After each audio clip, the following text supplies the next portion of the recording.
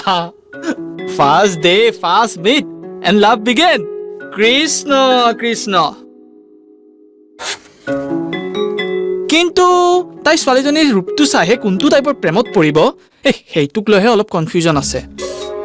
মানে মানে মানে চাবিহা যেতিয়াই এই প্ৰেমৰ কথা আহে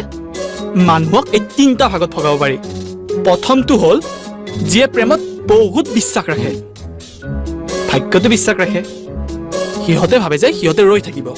আৰু সিহঁতে এই বিচৰা পাৰফেক্ট মানুহজন এদিন নহয় এদিন সিহঁতৰ ওচৰত আহি ধৰা দিব